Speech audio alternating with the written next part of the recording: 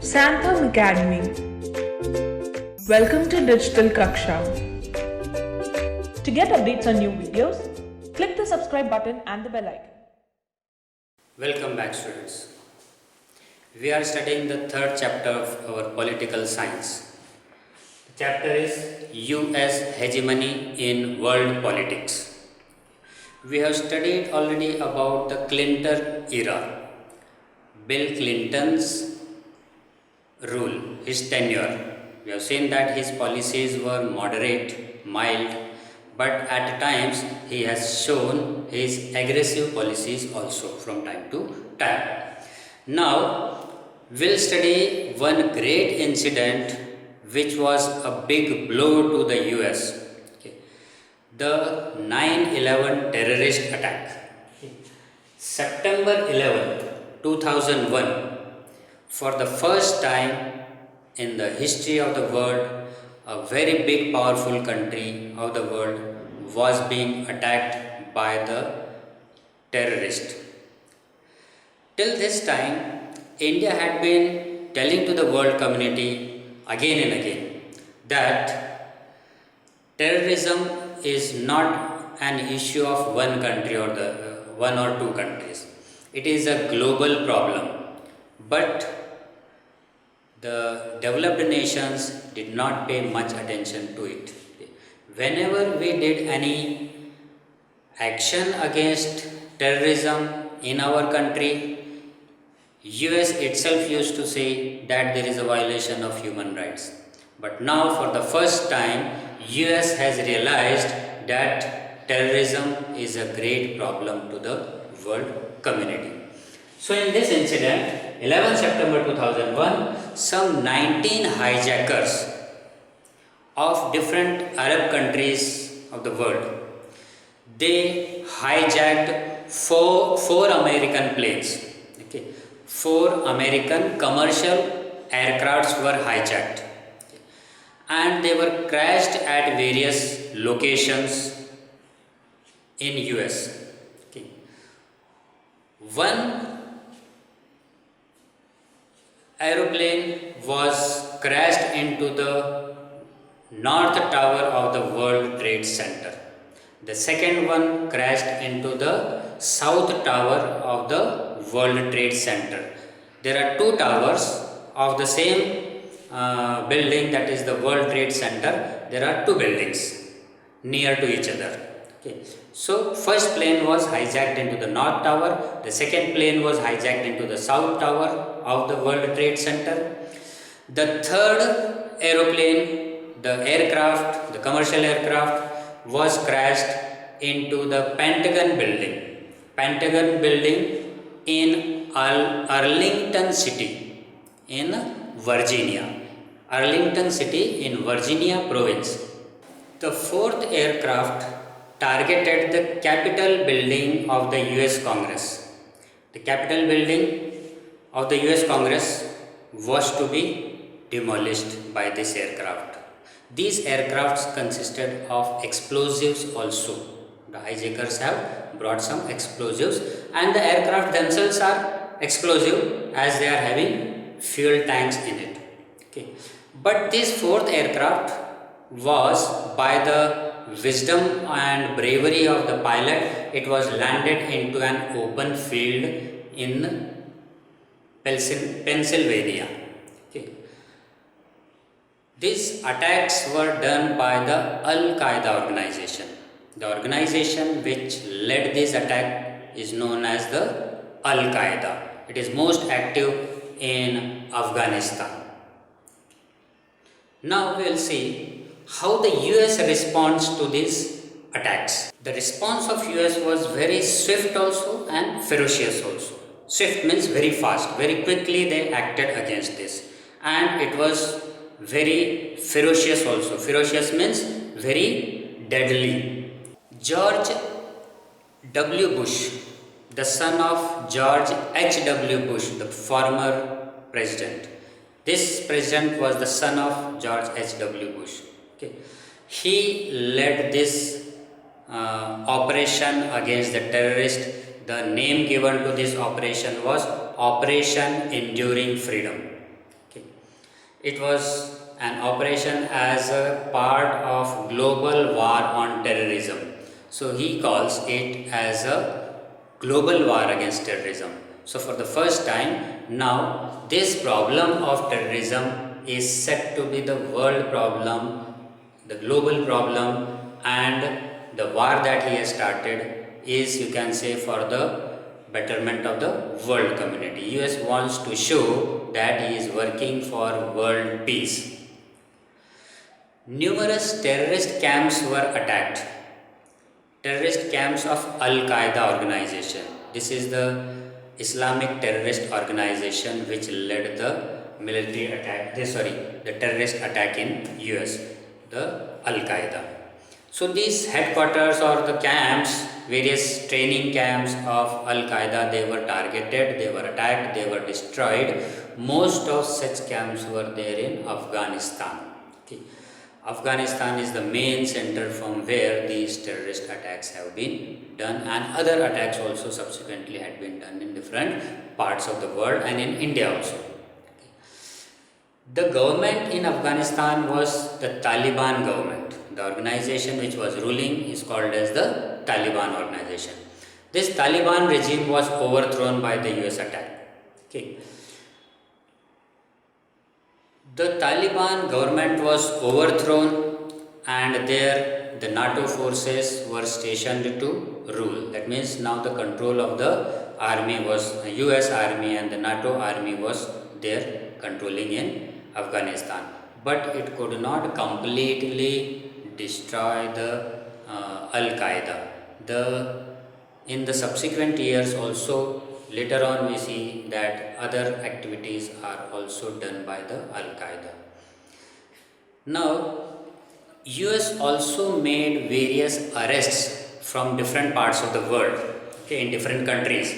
Wherever it found any evidence or any suspicion also about any person, then he was arrested. Arrested also without any knowledge of the local government. That means from where the person is arrested, the government of that country was also not taken into confidence. It was not told. The arrest was made in a secret manner. They came, the personnels, the military personnel, the intelligence personnel, they came to these countries with other purposes officially, but their intention was to arrest. These arrested people were kept into secret prisons, very secret prisons at different locations in the world.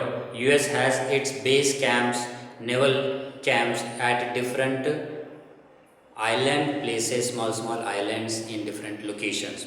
So they were kept in a very secret manner, and one such prison was the Guantanamo Bay prison. It is a very deadly prison.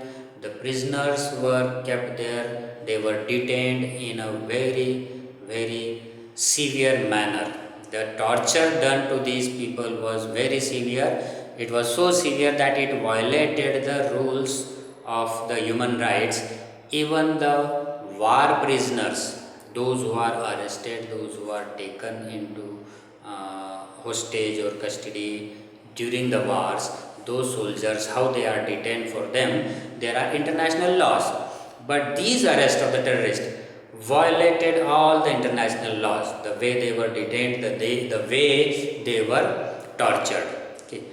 The UN representatives were, UN means here United Nations, that is the organization of the world countries. So its representatives were also not allowed to meet these prisoners. Okay. And even these attacks were not sanctioned by the United Nations. And the UN Secretary General of that time, Kofi Annan, was the UN Secretary General. He has pointed once that the prisoners kept in Guantanamo Bay, they were subjected to lot of inhuman practices that violated the international laws and the human rights. Now let us see another incident. the Iraq invasion, the invasion of US over Iraq. Here, a country is being attacked. No terrorist organization is there. It is the war against a country's government. Iraq that time was having a dictatorial rule. Saddam Hussein was the military dictator of Iraq that time. So, on 19th March 2003, the operation was done by US. This operation was launched with the name Operation Iraqi Freedom. That means they are saying that we are working for freedom of Iraq from the dictatorial rule. In a way, they want to show to the world that we are working for the democracy promotion in Iraq. Okay. Some 740 countries have joined this war. Okay. 740 countries, can you imagine why they will join the US in this war? There is a hidden motive behind it. We will study later on. Let us first study the details of the war. The US has led this war, and this 740 countries union, it was called as the Coalition of the Willing. The name given to it was the Coalition of the Willing. That means these countries, they have formed a coalition against Iraq.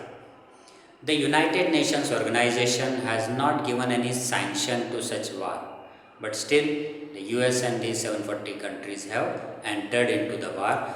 That means again US proves its hegemonic power, that ignoring the you can say the identity or the authority of UN, it has entered into the war in some other country. The purpose of the US action was set to prevent the Iraq from developing weapons of mass destruction. US said that Iraq is secretly working on nuclear weapons, and to prevent this nuclear weapons from being falling into the hands of the terrorists, or these weapons were a threat to the world community, and against this America has attacked Iraq. This was said by US itself.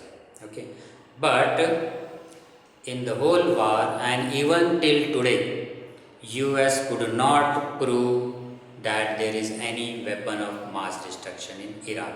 Even today, till today, there is no such evidence being found that in Iraq there were any weapons of mass destruction.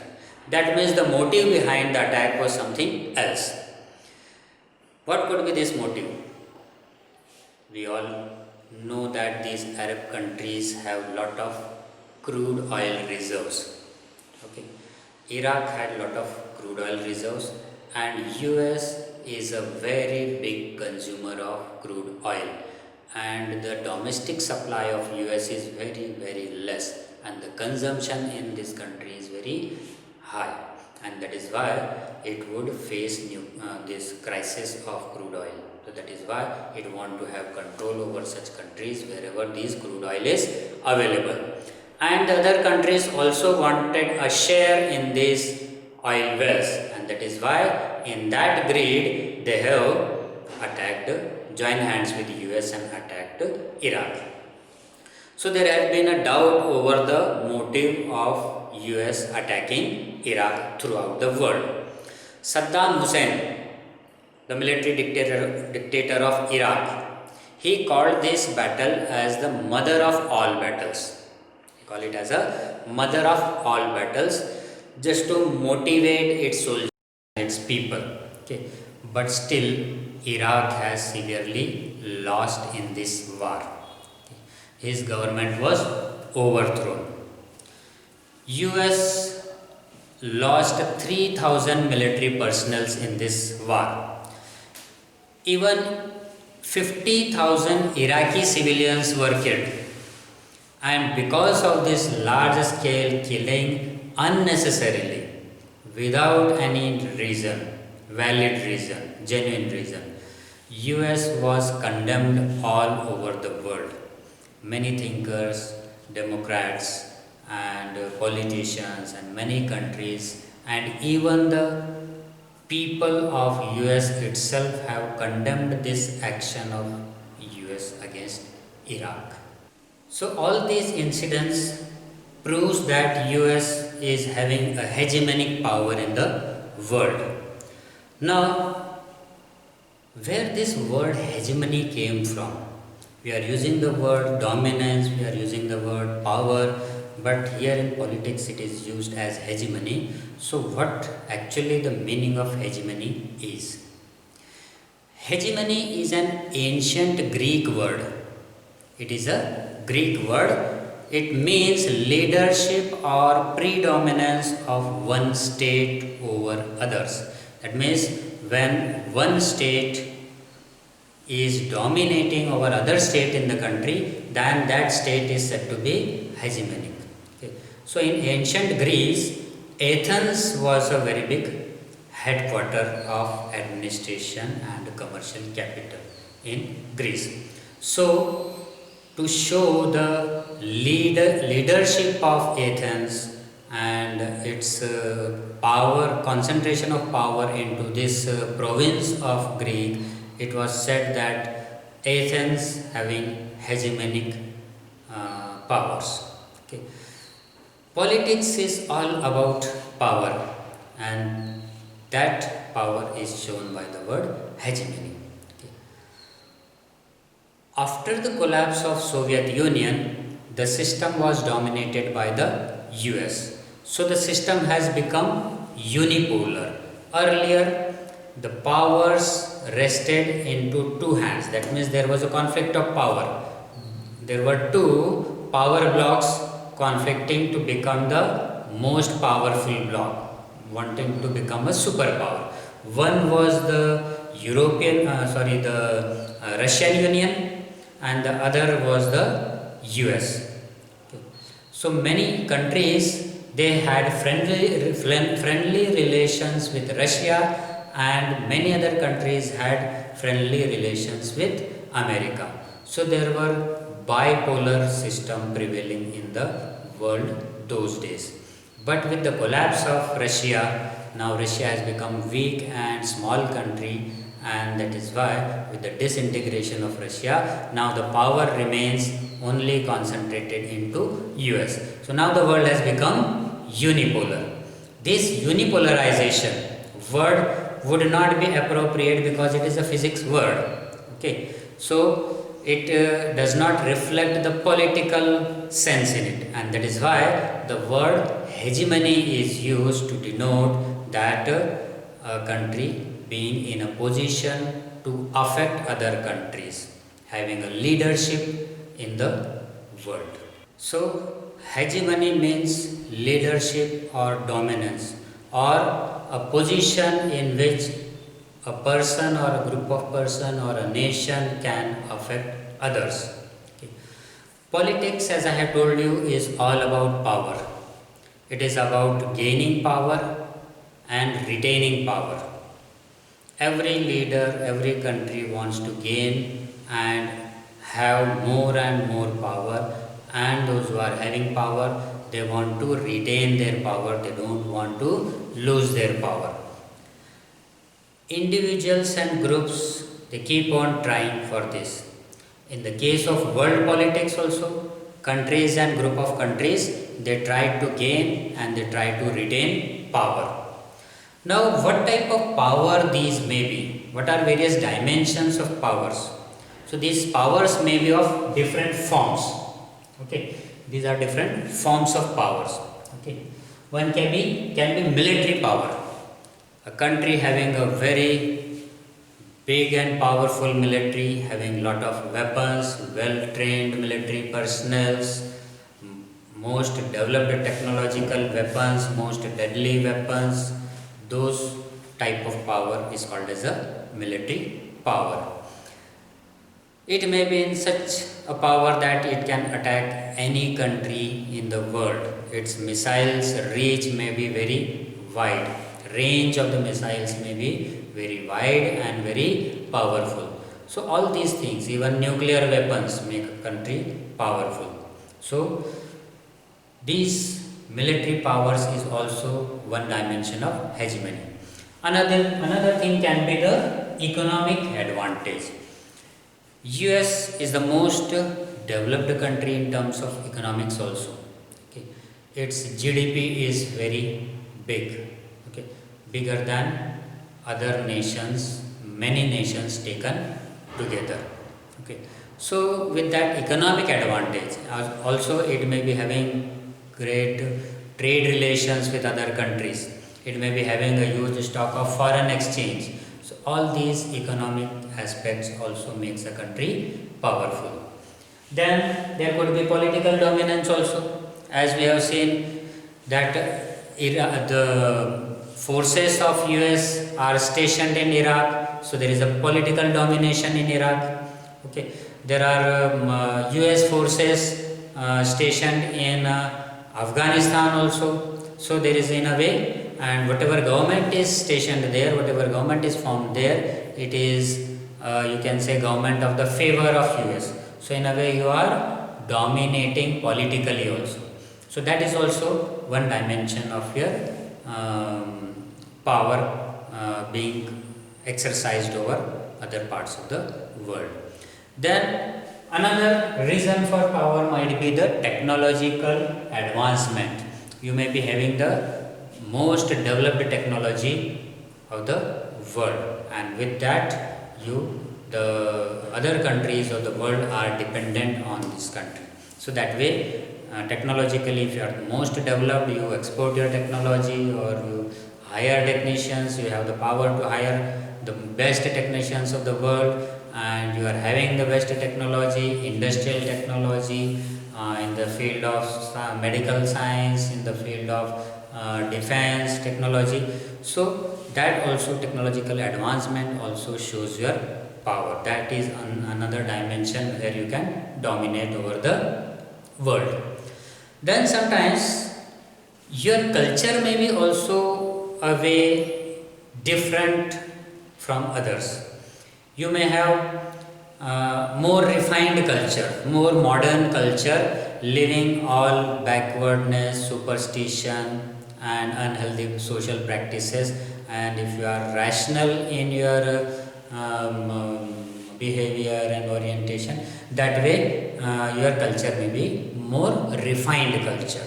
So US culture is being followed by the rest of the world in many aspects. Okay. The language of US is nowadays becoming the world language. English language has become the world language. Okay. So in a way, other aspects also, the way of dressing, okay, festival celebration, we can see that nowadays people wear jeans. This jeans is an outcome of US itself. Now it has become a normal thing in all the countries of the world. Certain new courses of academic courses like MBA. US was the first country to start an MBA degree. So this cultural superiority also proves a hegemony of a country. So if we want to study the world politics, we need to understand the distribution of power and the rise and fall of powers in the world. Say for example, the formation of Union of Russia, then the disintegration of Russia, okay, the collapse of the kingdom of England. But now you see that Britain has become a very small country geographically, and politically also it is a very small country. So we need to study all these rise and fall of powers of the world if you want to study the world politics. Thanks for watching. If you like this video, make sure to like, share and subscribe for more.